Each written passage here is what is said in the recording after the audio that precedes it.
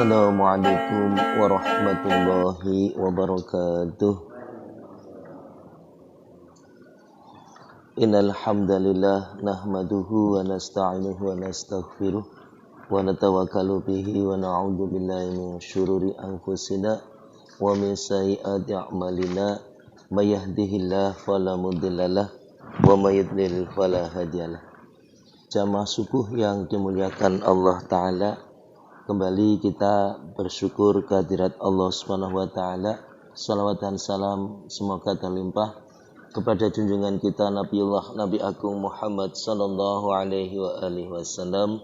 Semoga terlimpah pula pada seluruh keluarga, sahabat beliau dan juga umat beliau termasuk diri kita ila yaumil qiyamah. Allahumma amin. Jamaah subuh yang dimuliakan Allah Ta'ala, kita lanjutkan pembacaan ta'lim fadilatus sholah, bab khusyuk dan khudu dalam sholat. Hadis yang pertama, a'udzubillahi minasyaitonirrajim. An Ammar ibn Yasir radhiyallahu anhu qala sami'tu Rasulullah sallallahu alaihi wasallam yaqulu inna rajula la yansarifu wa ma kutiba lahu illa ushru salatihi usu'uha thumunuha subu'uha sudusuha khumusuha rubu'uha sulusuha nisfuha. Rawahu Abu Dawud. Dari Ammar bin Yasir radhiyallahu anhu, ia mendengar Rasulullah sallallahu alaihi wasallam bersabda, sesungguhnya seseorang yang selesai dari salatnya ia tidak mendapatkan pahala kecuali hanya 1/10, 1/9, 1/8, 1/7, 1/6, 1/5, 1/4, 1/3 dan 1/2 salatnya. Hadis riwayat Abu Dawud. Keterangan hadisnya sebagai berikut. Maksudnya adalah semakin seseorang itu ikhlas dan khusyuk dalam salatnya, maka akan semakin banyak pahala yang akan ia peroleh. Ada orang yang memperoleh pahala 1/10 hingga separuh, bahkan ada yang lebih rendah dari 1/10 atau lebih tinggi dari separuh. Ada juga yang memperoleh seluruh pahala, dan ada pula yang tidak mendapatkan pahala sama sekali. Disebutkan dalam sebuah hadis bahwa Allah Subhanahu wa Ta'ala memiliki satu takaran khusus atau timbangan khusus untuk menakar solat-solat fardu. Jika terdapat kekurangan dalam takarannya, maka ia akan dituntut dalam penghisaban kelak. Disebutkan dalam hadis bahwa yang pertama kali akan diangkat dari diri manusia adalah kekhusyuan dalam solat, sehingga akan terjadi suatu masa ketika tidak ada orang yang khusyuk dalam solat. Diambil dalam kitab Jami'us Shaghir. Demikianlah apa yang kita dengarkan bersama dari sebuah hadis pentingnya kita menjaga sholat kita dengan khusyuk dan khudu, ya. Khusyuk artinya kita konsentrasi penuh, ya, kehadirat Allah Subhanahu wa Ta'ala. Di dalam sholat ini kita tidak memikirkan hal-hal lain kecuali adalah Allah Subhanahu wa Ta'ala yang berada di hadapan kita, ya. Neraka, ya, di sebelah kiri kita, surga di sebelah kanan kita, ya. Di atas kita adalah malaikat pencabut nyawa yang akan mengambil nyawa kita.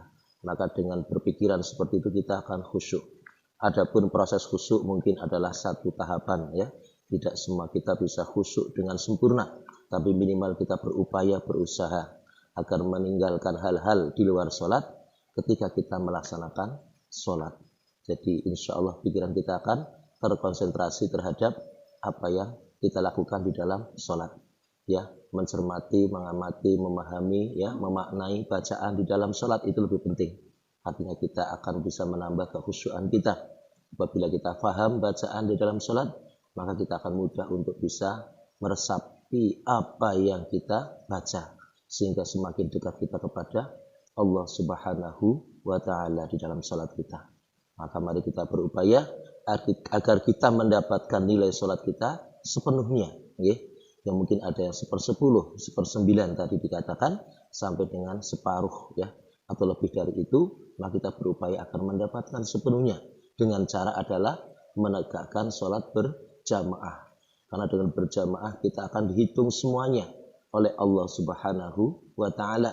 Baik khusyuk kita yang mungkin hanya separuh, mungkin khusyuk kita hanya 1/4, maka ketika berjamaah Allah akan membawa semua pahala orang-orang yang bersama di dalam sholat berjamaah. Maka kita akan dihitung oleh Allah Ta'ala sebagai nilai lebih di hadapannya.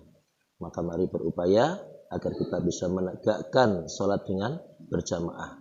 Adapun untuk menyempurnakan khusyuk ya, kita pula bisa menambah dengan sholat-sholat sunnah kita.